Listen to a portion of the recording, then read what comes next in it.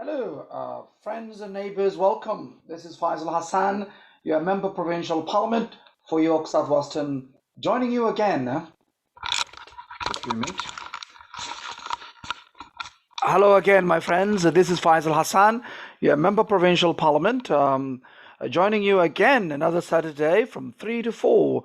Bring your coffee, bring your tea, or any beverages you'd like, and let's talk about the important issues of the week. Before we begin, I would like to acknowledge at this time the land that we now know as York South Western is a traditional territory of many nations, including the Mississaugas of the Credit, the Haudenosaunee, the Ojibwe, the Haudenosaunee, and the Wendat peoples, and is now home to many diverse First Nations, Inuits, and Métis. Welcome, folks. Those who are just joining Faisal Hassan NDP Facebook page and also Twitter and YouTube. And today, probably we will do next week, for those of you to join us Instagram. Today, I will just carry on Twitter and Facebook, and also my page. Thank you, welcome, and hope all you are doing well. It's a sunny day out there, and I know this week has been a lot of issues to talk about it, and I'm looking forward to hearing your concerns and also hearing your inputs as well.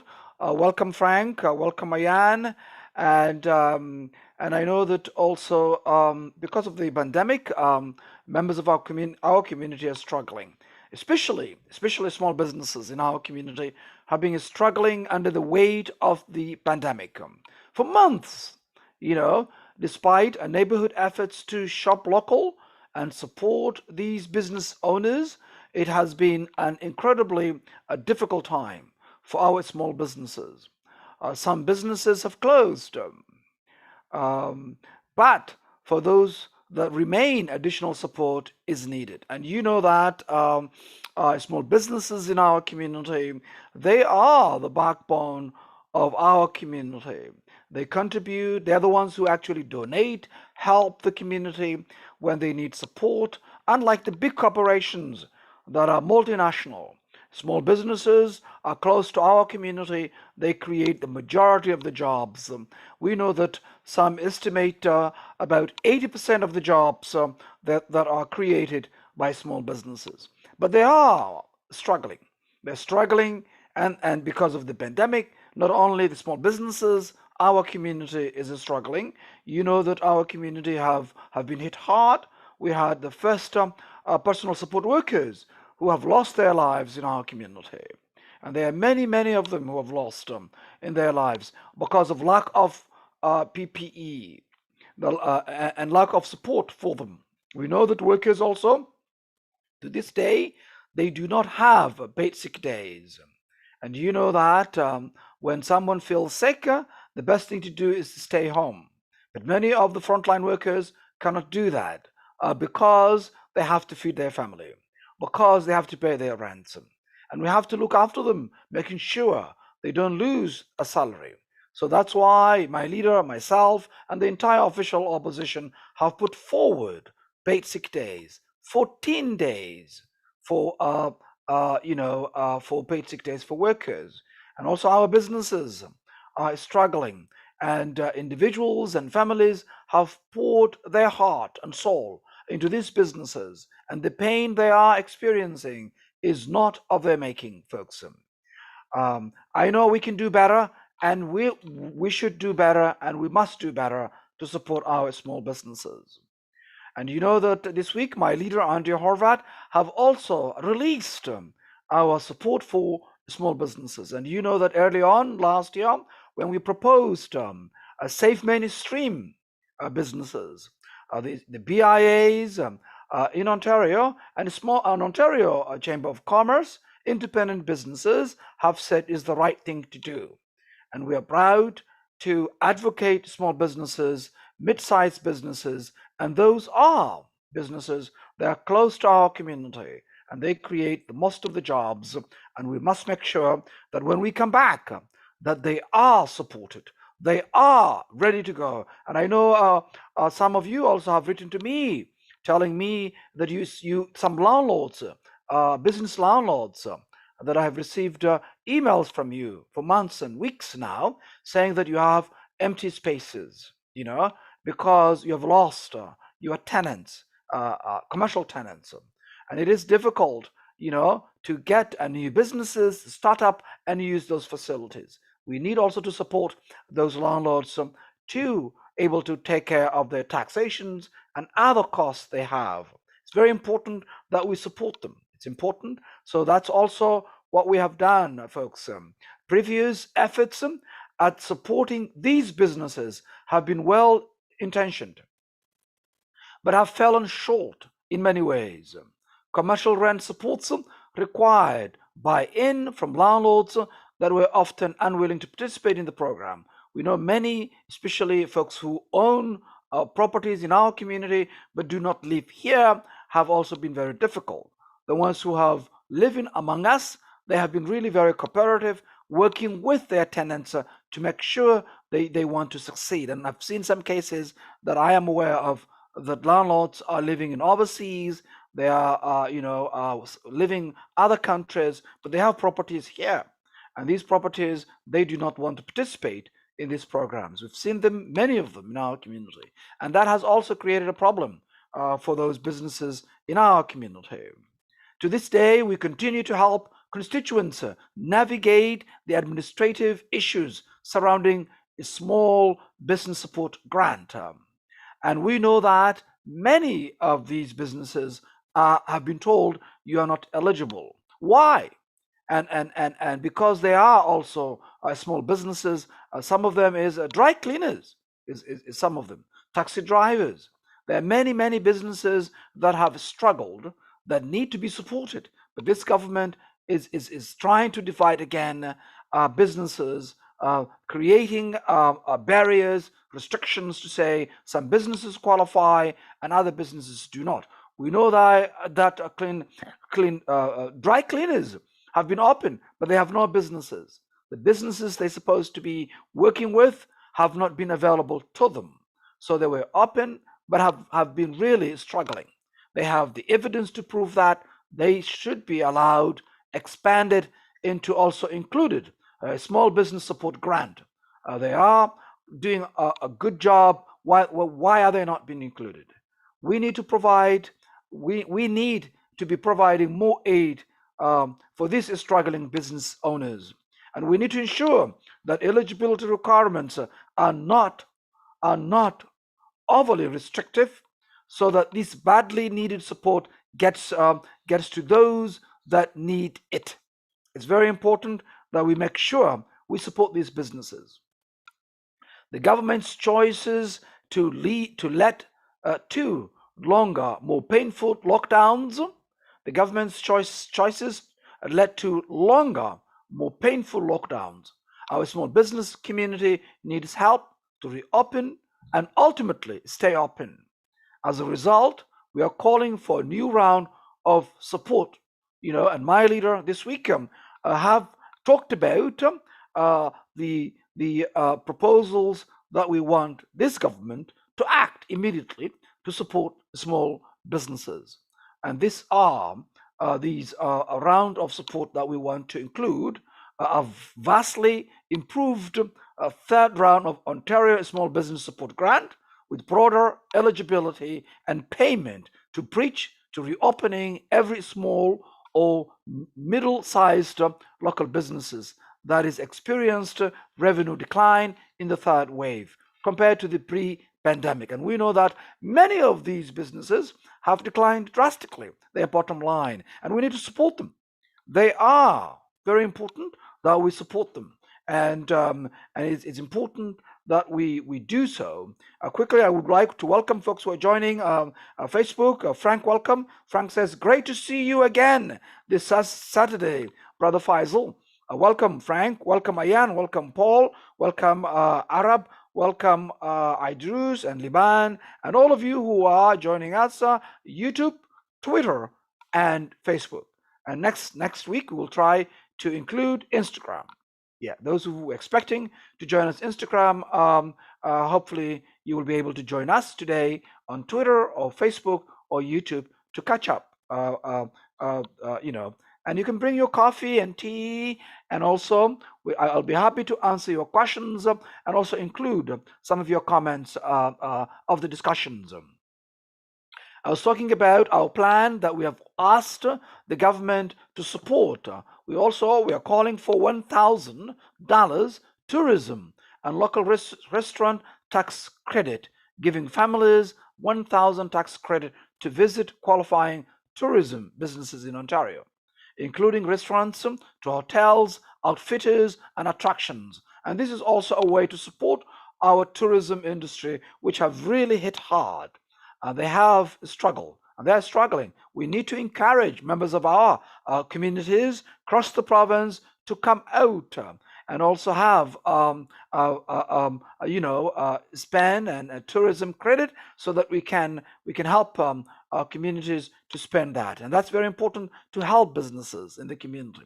Also, we are calling also targeted reopening support for personal care and service-based businesses, especially impacted by necessary public health measures, such as the personal care businesses like salons and service industry businesses like restaurants need access to a safe reopening grant in order to open and stay open. And also, we are calling access to forgivable loans. Businesses might need access to capital to reopen and drive economic recovery. And it's important that we do all these points because we need to acknowledge that small businesses and mid-sized businesses are really doing, they do they are part of the community, they're close to the community, and we need them not to wither away. We don't want them to close down. We want them to continue to come back and to invest in our economy and economic recovery. It's part of that supporting, those industries that really, really are making a difference in communities like ours here that are engaged with the community, that are supporting the community, creating jobs, and also people are spending also money with those small businesses. So I always encourage you to shop locally.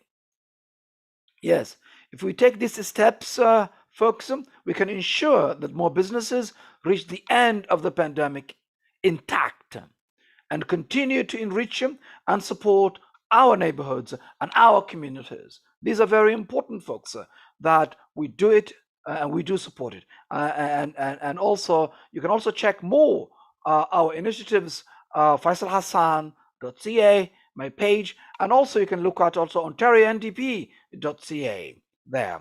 I say welcome, folks. Welcome those who are just joined, that are joining now through YouTube, Facebook, and Twitter. Thank you. And hopefully that you are also enjoying the beautiful Saturday. Yesterday was a bit a rainy day, but hopefully now the sun has come up this morning, and hopefully you are also taking advantage perhaps later on. And folks, we know that the Canadian National Exhibition, known as CNE, is a national icon, and it is, a place where people go. And I am concerned about its viability after the news of its cancellation for the second year in a row. It has entertained the residents of Toronto for over 142 years and provides job opportunities for thousands of youth every year. It's estimated over 4,700 youth are employed on the CNE. And I have urged the government to step forward with funding to ensure it doesn't close its gates for good and continues to be the exciting summer event that residents have come to expect.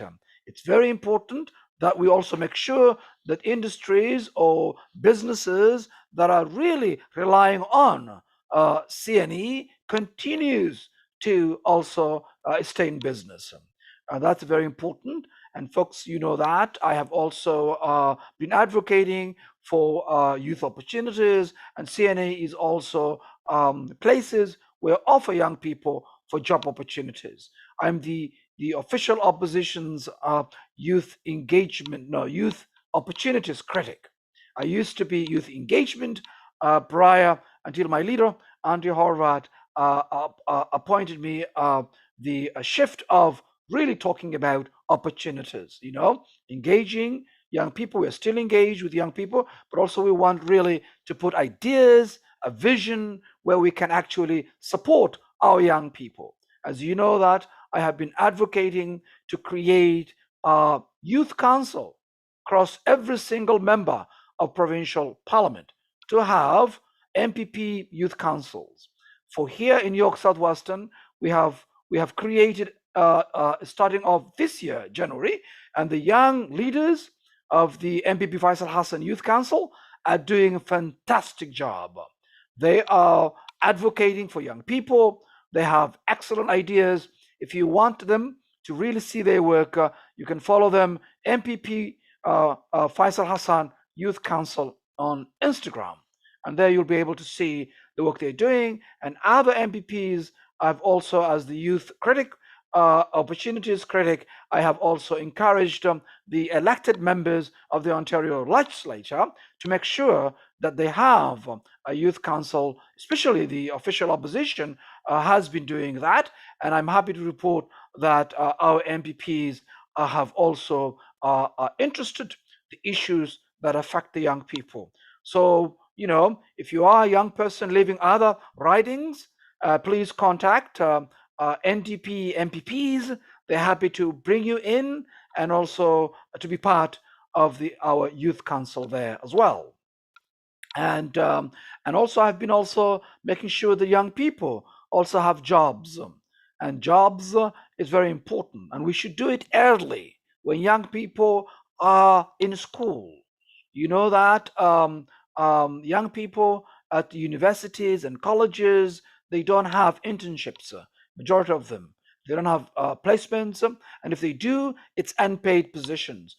And I've asked this government to create paid internships, placements, and co-ops. And that is very important because it provides young people the necessary experience to gain the network and to gain the experience necessary to actually get hands-on in the field of a study that they are doing. And those who are recent graduates, those who are what we call NEET, not to school, not to work, also we've suggested that we also support them into the skill trades so that we provide them the necessary resources to connect them to trade unions, to other industries, to give them the skills necessary. And we need young people who are not in a school and work to be able to gain the skills that are necessary, to put them to skills that they like and also the jobs of the future, so they could actually gain those necessary well-paying jobs and also open the system for them so they can gain those necessary skills and also put them to work. So also I would also want to be advocating as your youth opportunities critic to hear young people, and we want to listen to you. I know you are leaders. You have been leading in climate change. You have been leading on social justice issues, and also you are a leader in your community. And I know I've seen that Faisal Hassan a youth council in York Southwestern. They are extremely talented young people, and I'm happy to speak of them this week at the legislature. And I'm looking forward to talk about their vision and what they have been working on, and the issues they think is important for young people in terms of job creation. And it's very important that we focus that as well, because our young people are also concerned about it. And we know also, folks, long-term care is also a big issue. It has been a mess. This government again let us down again and again, and we need the many to fix it this once and for all. And we said it, and we're going to do to fix it once for all. And because these profit maximization of it, and also the this greedy corporations that are just making money on the backs of our seniors. We're going to send them a strong message and let them know that we're going to end these kind of exploitation that has been going on. Folks, it have started with Mike Harris and continued with Dalton McGuinty and Cutler Wynne. So we need to fix it, and we're going to end it. We are going to focus to make sure that the care and service for our seniors is number one, and every dollar spent will be spent on our seniors rather than going to profit maximization of it. And we also heard recently about the CBC. This one is weltering summer heat is just around the corner. And this week we learned from the CBC that the Premier's office to provide cooling systems to affect long-term care residents has not achieved results. It is completely failure. This must be a priority in the coming days, and I will be insisting that the government take steps to address this concern immediately. We must support our elders who have already struggled so much during this pandemic with more than just words. And I will be at the legislature this week, starting Monday, to demand urgent action in this regard and many issues that you have been writing to me about, and also affects in our community. To this day, we do not have a permanent vaccine facility, and this is also another a failure from this government in our community. It took us to get a permanent COVID testing facility for 7 months, from March 13 to September 28. And this is the fact, folks. And that's why I'm advocating to make sure that our community gets investment and resources needs in our community.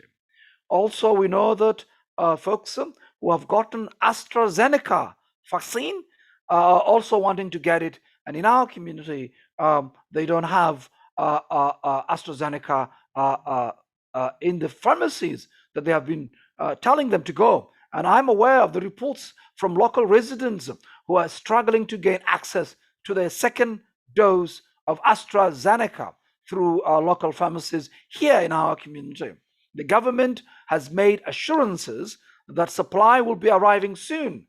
But once again, our community is dealing with a lack of access. Many doses in our AstraZeneca supply will be expiring soon, and it is imperative that the government deal with this urgent issue. We need to provide opportunities to residents in our community to gain full vaccination and keep our community safe. And this is unacceptable. We know that previously the Toronto Storm have reported vaccine desert here in our community, and we know that some well-to-do communities have already been gotten second shots. In communities like Rosedale, we were informed that pharmacies there are already giving their members of their community a second doses of AstraZeneca. But why not in our community? Why not? And that's why we need to ask this government the hard question. When are they going to provide and give access to our pharmacies here in York Southwestern to those who have taken already AstraZeneca and want to have the second dose? Many of you have written to me and you have asked specifically, when will they be able to deliver? When we will be able to get them? And that is the questions we need this government to answer this week. And I know this week is the last week of this session until September. And then after that, the House will be going to be a summer session. But as you know, I'm eager to go back this week to speak on behalf of our community, to ask those questions that are very important for them to answer them. And again, also, questions with regard to schools remain on the timeline for school reopening in Ontario. Students are struggling with growing mental health and well-being challenges, and parents are looking for answers. Today, the Premier has written to the medical experts for input on the safety of school reopening. We have continually calling for investments in schools to ensure a safe environment for students and staff, including better ventilations, but those investments have not materialized. And this government have not been putting the money needed in supporting teachers, parents, and also repairing those old schools and also investing ventilations in these schools. We all want schools open. We want that choice to be but we want to choose. We want to choose to be informed by evidence. We want evidence based results. And we also require a government prepare to take an action role rather than wait on sidelines. And that's also the record of this government, just basically waiting when things get worse, just coming and trying to come up some ideas. Well, I think we have the ideas. We have provided them to this government for a long time ago, and we're still willing to tell them we need to listen to the experts and also evidence based, and also provide the investment needed, ventilations. And it is important also to work with the teachers and parents and also students as well, so that we put things in that perspective. Well, folks, those who are just joining now, you're joining Faisal Hassan, NDP, on my page, Facebook, and also YouTube, and also Twitter, Faisal Hassan NDP. If you haven't subscribed to my YouTube, you can do so. And if you are not been following my Twitter, you can follow Faisal Hassan NDP, and also you can like my page, Faisal Hassan NDP. And those who are just joining from Facebook, welcome. Saeed says you are doing a great job for the community. Well, thank you, Saeed, for your encouraging words, and thank you for joining me this afternoon. And I know that also I'm not going to take for your support for granted. I'm going to work hard to make sure you have a strong voice. This community have been neglected the last 15 years. There's nothing to show for. The Liberals had 15 years. And now we don't even have a basic days for workers. The last minute, Kathleen Wynne put about 2 days, 2 day sick days. And the Labour, the NDP have asked them to make it 14 days. They have not done so. And immediately the Ford Conservatives eliminated those 2 days. And now they're bringing in limited time until September for 3 days. And that's unacceptable. We want permanent paid sick days to support workers and to support members of our community who are frontline workers, who are essential workers, who cannot take the day off when they're sick, in order to make sure that they're safe, the work is safe. Then we have to make sure that they are not worried about their salary, they're not worried about wages. So if you're sick, stay home. And these paid sick days, 14 days, is available to you in the pandemic period, and 10 days in normal times as well. So this is very important that this government supports it and continue to demand for workers, for results for them, because this is important that we make sure it's part of our overall health of our workers. And we've lost already many of them in our community. We were the first to lose our members of our community, our frontline workers, right here in our community, because the employers were not able to provide PPE. And that is also unfortunate and is shameful. And now many of these workers do not even have a paid sick days. So folks, welcome. And those who are also joining YouTube and Twitter, thank you for joining. And you're joining Faisal Hassan, NDP, every Saturday from 3 to 4. And I have said last year when we started this, I said this is going to continue because it's a way to connect with you through social media, to hear your concerns, and so that we can address them. I know if you're not able to join me, you can also able to watch later on these recordings. Later on, you will be able to watch it. after I leave on air. And but also you could also write to me anytime. My email is Faisal Hassan co at ndp.on.ca. You can also reach me at my office, at the constituency office, at 416-660-6082. And I hope you're doing well and your family are doing well as well, because this has been a very difficult period for the last 15 months. And definitely, I want to hear your story. I want to hear what you're thinking about, and I want to hear how we can work together to make sure that this government is responsive to your needs. And as you are a member of provincial parliament, I am making sure that this community is not afterthought and an afterthought. And this has been the case for many, many, many years, because the liberals have taken this community for granted and they do nothing. Majority of them, the candidates, they don't even live in our community. They come from other communities. Imagine people who do not live in your community wanting to represent you. And that's another thing, you must know them. You know, the first question you ask is why, if you don't live this community. And I've lived here over 24 years, folks. I'm a member of the community. I know the issues, and many of you know my commitment of fighting for the community and also working hard to make sure that this community is addressed their concerns. And we have hit hard because of we are being termed as hotspots and high risk community. And because of that, and to this day, we haven't have a permanent vaccine facility in our community. And I'll also make sure that we are no longer neglected. Now, also the good news we welcome also is the rollout also for second doses. Okay, and that's fine, but we don't want the chaos that has went through in the first place. You know, we know that things have been tougher. They have been told before that there's no vaccines, and the premier said that the federal government didn't order enough vaccines because of their procurement issues, and so on and so forth. But now, since you are rolling out for second doses, make sure we start with hotspots.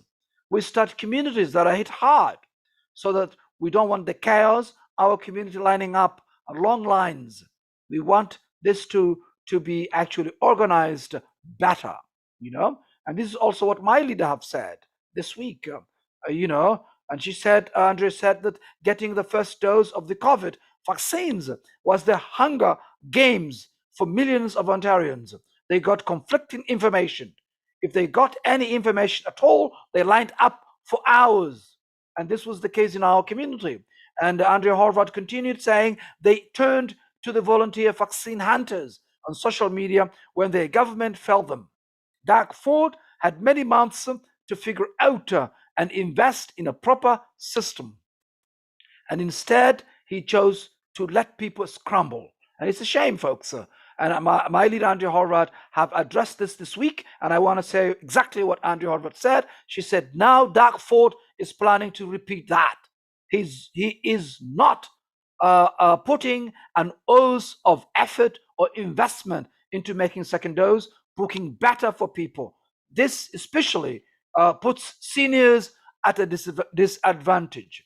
And millions of Ontarians have second dose appointments that need to be rebooked, and millions more have no appointment and may not know where they might get their second dose. There is no plan to assist seniors book or rebook their second dose. Ford's plan is for everyone to scramble to book or rebook their own second dose. And instead, my leader, Andrea Horvath, stated he wants to see a single, we want it to see a single coordinated system to notify people when it is their turn and what their options are, so that we have a better coordinated efforts. And Andrea also continued to say, I'm thrilled that we are cutting the gap between doses. I have been fighting for that because I think it is the right thing to do. But let us make sure there is a plan for this round to be much better than the first time. And I agree, my leader, Andrea Horvath, because it has been a mess. And I've been talking about this, folks, for many, many months to our community. It has been a mess. We had pop-ups, but it was chaotic situation. People had line up Downsview Arena. They have line up on George Harvey School. They have line up Charles Webster School. They have line up John joined the Evangelist Catholic School here in our community, and many other places also, like the community Western Mount Dennis Community Hub here at 1765, and also Buttonwood at West Park Healthcare Center. All these places, it was, they did their best, but lining up hours and hours, I think this is also the concerns I share with my leader, to make sure that we do the second round of second doses better organized and better coordinated, so that the community is not put into a better system, that they could easily get in and get their second doses, and there's not chaotic. There was also stories of that people will book their appointments, they got their first doses, and then they book their second doses, and they recancel it. They cancel it quickly because family members might have similar names, like first name and the last name is similar. We know that they have a different health OHIP card. They do have a different birthdays, but still it cancels, and creates a new appointment for the next person. But the person who have already booked the first booking has been cancelled. This has been issues we have been fighting. We need that kind of a system to make it better, to make sure that these folks, they understand the differences between a grandmom and a daughter. They might have a similar first name and last name because they have maybe named after grandparents, but it shouldn't be canceling the grandpa's appointment when the granddaughter registers for an appointment for second dose or first dose. This has been the case, the chaotic situation that has been going on for quite some time in the community. And we need to do it better, and we make sure also we have the supplies needed, so that we don't just dash again like what happened in Charles Webster when it has been announced. So people wanted to go there, and it has been said then it is cancelled. If you're not sure, please do not create similar situations that has happened before in our community, because that is not right. So let's work together and also to make things better. So if we are going to help our members of our community, provide them the information they need, and then they go there and it's not happening there, it is not right. And we have a situation where it has happened at the Charles Webster School at Kill. But I think also I would like to thank the work of the UNISEM here at the Jain Hub, the Women's College, the Humber River Hospital, and also Black Creek Health, Community Health, that have been very instrumental of actually delivering vaccines in our community. And we thank them, each and every one of them, their teams, especially Ruben Rodriguez from Humber River Hospital, who has also worked with us, delivering many senior buildings in our community, getting their first dose.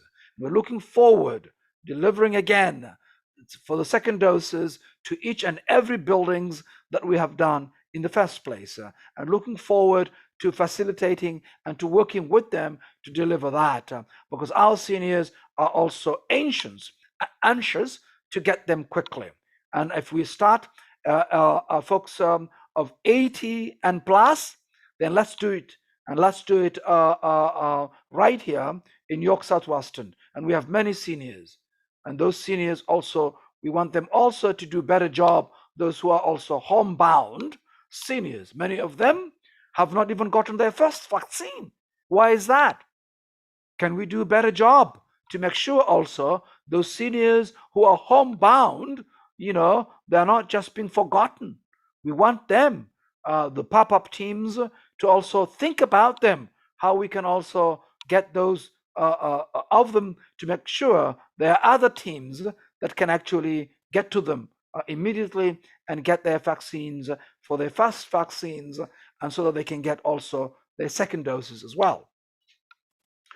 Very good. So those who are just joining, you're joining Faisal Hassan, NDP, Facebook, and also Twitter, and also YouTube. And if you haven't subscribed to my YouTube, please do so you could get an instant updates of any videos we're uploading at the Ontario Legislature as soon as I take a part of a debate or participate any discussions there. I want you to hear it directly right away. And to do that, if you can subscribe on the YouTube, would be great. And if you can follow Faisal Hassan NDP, my page, and also Facebook page, that is, and also a Twitter, Faisal Hassan NDP. And if you have any concerns, any issues you want to talk to me about, you can actually email me, fhassan-co@ndp.on.ca. And you know that last week also, folks, we talked about the issues that are important in our community. And it has been also, many of you have raised housing issue, you've raised childcare, you've raised auto insurance, you've raised unemployment, especially youth unemployment, and jobs in general, small businesses, and long-term care.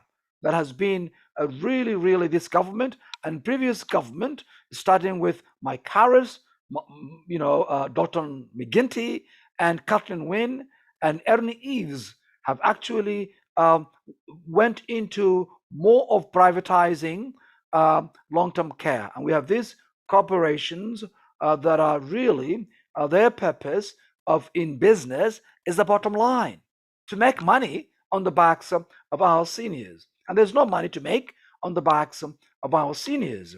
And if you haven't read our plan for long-term care and home care, please read them. You can reach at OntarioNDP.ca.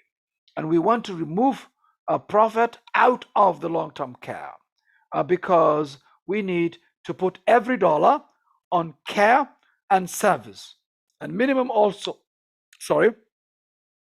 and also a minimum of 4 hours of care for our seniors. They deserve that, and we have to put more service, more care for them, and they deserve that, and not just what the military revealed, and that was horrible.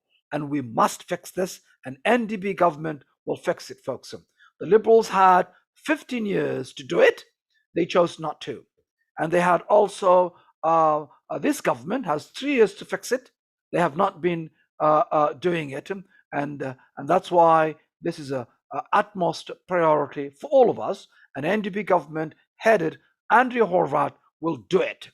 And we will do that. As you also member provincial parliament, I'll make sure we do it. And we'll do it and deliver our plan, and we'll execute them immediately. And please read them. Read it at OntarioNDP.ca. And there you'll be able to have those informations right there. Okay? And also, we also come up also a housing plan as well. And if you haven't read it, please go and read it. It is also, you can find it OntarioNDP.ca.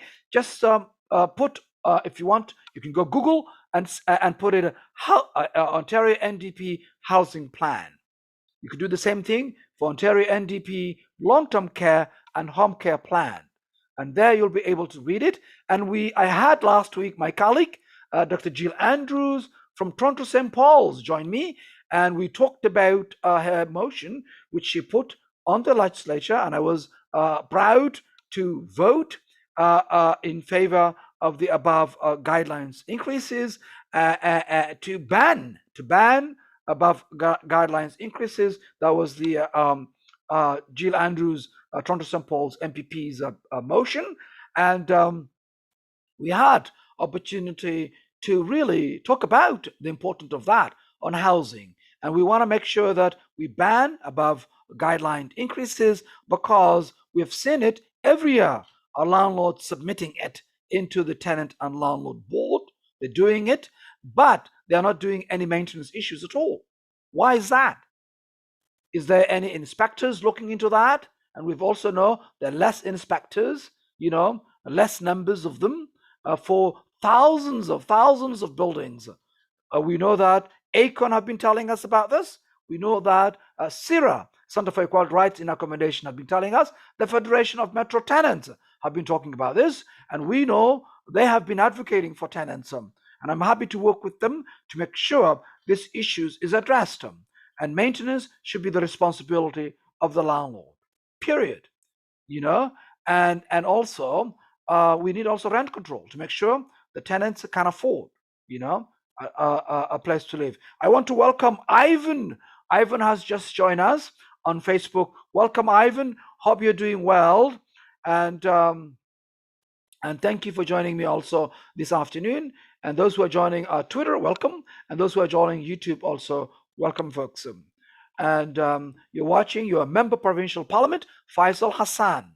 And you're joining Faisal Hassan, NDP, my page, and also my Twitter and YouTube. If you don't have my office email, is fhassan-co@ndp.on.ca. You can also reach the office number 416-243-7984. Thank you. And Jill Andrew was here, Dr. Jill Andrew, and we talked about emotion, about above guidelines increases. And that is really horrible, because many of you have told me every year the landlord increases whatever they want, until it forces tenants not able to continue to afford. We've seen also the city plan of also a vagueness and ambiguity of what they call affordable housing. We've seen it here in 22 John Street, and they told us the idea that it will be a rental, affordable rent. We know that no one is able to afford, and those of you who lived here have also moved on. We know that many of you moved on February 2019, and also many of you could not afford it, and you have left because every year the rent continues to go up, up, up, up, up, up. Why is that the case? And also this government have also exempted new buildings for rent control, and it hasn't been really a rent control, to be honest.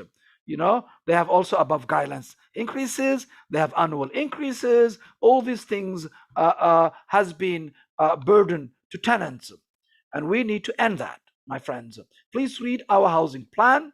You can Google Ontario NDP housing plan, and I'm happy to send you a copy. If you don't have internet, just phone me at the office, 416-243-7984. And Hakim Bedri, welcome, Hakim. Hope you're doing well. Zainab, welcome. And welcome, folks who are joining. You're joining Faisal Hassan, NDP, my Facebook page, and also my Instagram. Not Instagram today. You will be joining next week, hopefully. Yes, we'll make sure that I make sure that I hook up next time on Instagram. This week, I'm sorry. Today, I wasn't able to connect on Instagram, but I will do so next week. So we could have also simultaneously to join you Instagram, YouTube, Twitter, and Facebook to hear me and hear also your concerns as well. And also bring your tea, folks. A coffee or any beverages you like, and let's talk every Saturday from 3 to 4 to hear your concerns and also hear your questions. I know it's now coming a summer. Many of you, 3 o'clock might not the good time to join, but I know in the winter time was the good. It was best time to do in the winter time to hear your concerns. But right now, I will continue at this time. And also, if you want to change the time to different time, please let me know. I'm open to suggestions and will be able to address that as well. But 3 o'clock, I think is a good time. But if you disagree with that, let me know. So far, we have been doing it close to how many months? We've started last year, you know, and almost this year, every Saturday, we haven't missed one single Saturday to join you to talk to you about, you know. And we might maybe in the summer we might take off time. You just let me know if that's a good idea. If not, we'll continue to bring to talk to you your issues, and also I know June is a celebration of many celebrations will be happening. Also Pride, happy Pride. And also we know that it's going to be also a senior month, June. Seniors are also celebrating in June. And we know also Filipino for the first time, Filipino Heritage Month. And I'm so proud to vote and also support my colleague from Scarborough Southwest, Dolly Begum's bill. She worked very hard to actually carry on and implement it. And happy to vote for Filipino Heritage Month. We're going to celebrate Filipino Heritage Month and happy to support it. Also, we know our Italian friends and Portuguese and Filipino are also celebrating their History Month, and also Portuguese Heritage Month is June, and also Italian Heritage Month is also June, and also Somali Heritage Week also is also in June, and that is June 25th to July 1st. And I'm happy to sponsor that Somali Heritage Week, and I'm happy to report this is also the first month we are celebrating in Ontario and also at the same time in Manitoba. Manitoba is also my home. That's where I came for the first time when I immigrated to Canada. As you know, I'm an immigrant, and when I arrived there in Winnipeg is my first home. And I'm so proud my colleague from the NDP in also in Manitoba have sponsored Somali Heritage Week and has implemented. So this June also will be also very special. June will be very special for Somali Canadian descent who are also celebrating Somali Heritage Week, which will be commencing on June 25th to July 1st.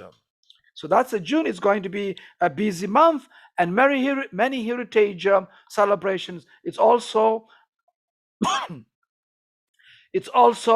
indigenous, national indigenous heritage also month, and that's also we need to also celebrate with First Nations and indigenous people on the national indigenous month as well, and that's also a busy a month as well, and that is really a month that we will be happy. And also this week also the farmers market is opening here in the farmers market here in John Street, and that will be starting, I think, until it will be opening June 5th, which will be next Saturday. I'll be able to join you early in the morning every Saturday from now on there, and please come down and check it. It is John Street, John and Weston Road. Where our farmers market was next to none, really. The Western Farmers was one of the best farmers markets in the city. And hopefully, we want to hold that reputation and looking forward to see the hard work of the Western Village BIA who puts together on this every year.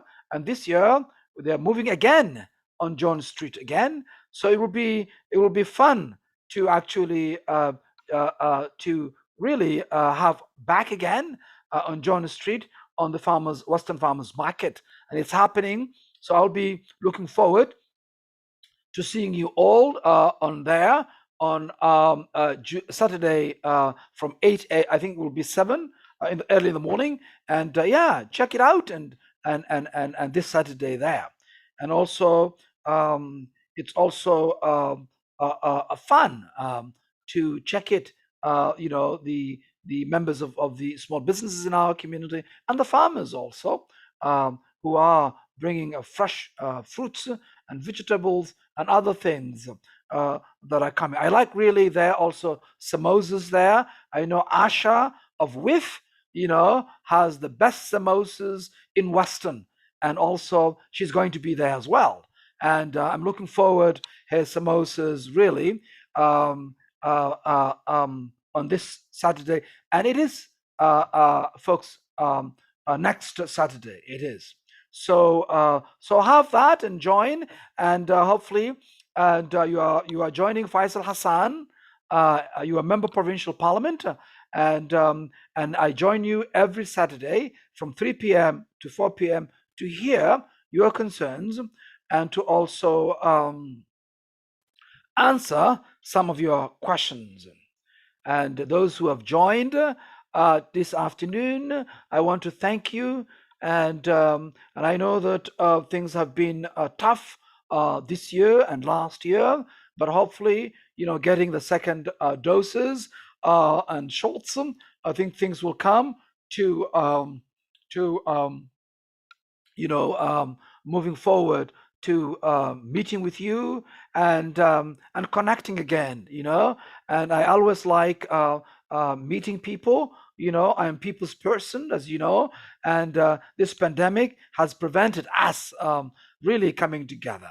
And I know that you have been really patient. You have done your part, and we need this government to do their part, to invest in small businesses, to invest in the community, to provide banning those motions like above guidelines. And also, we want also this week, I will be also sponsoring a bill, Up Express. Our community here has been fighting for many, many years.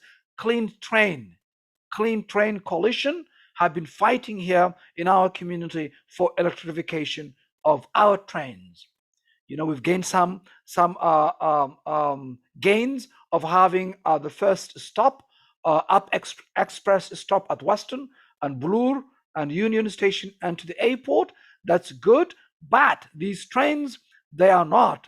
They are diesel. Still, they are diesel, and we need them to be electrified, and we want to do that. And hopefully, my colleague from Paktil High Park and myself and my colleague from Devonport and Humber River Black Creek, we want to come together and also support our community here in York Southwestern, because York Southwestern has been the leader of Clean Train Coalition, especially folks from Western and Mount Dennis. They have been very instrumental of really fighting to have electrifications, but the Liberal government let us down again. Their promises has not been delivered, and that's also another failure of the Liberals. And many of you, the Clean Train Coalition, have written to then the Minister of Transportation, Stephen Del Duca, and he, that they have not been delivered. So we want to make sure that we want this government to do the right thing and immediately implement electrifications. And that has not happened. We want to make sure, in the future, every trains that passes our community is electrified, not diesel. And that's also another bill. I'll be happy to talk next week, more detail of it, because we'll be working now to table that this week. And as soon as we do that, I'll be happy to discuss with you and talk about it. And I want to thank the Clean Train Coalition, people like Mike Matters, Rick Cesarelli, Suri, and also many of you, that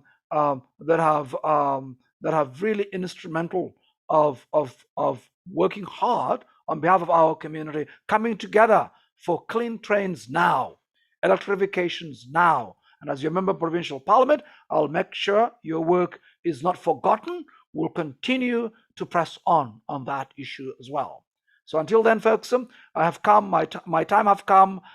It's 4 p.m. at the moment, so I will leave you. You have been joining Faisal Hassan, NDP, through YouTube, uh, Twitter, and Facebook.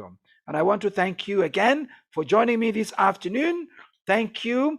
And I'm looking forward to joining you again next week, the same time from 3 p.m. to 4 p.m. And also, I will make sure also you join me Instagram next week so that we can also have more discussions there. Until then, folks, you stay safe, take care, and take care of each other. Wash your hands and make sure you wash your hands and you also practice social distancing. Thank you, folks. And this is Faisal Hassan, your member provincial parliament. Until then,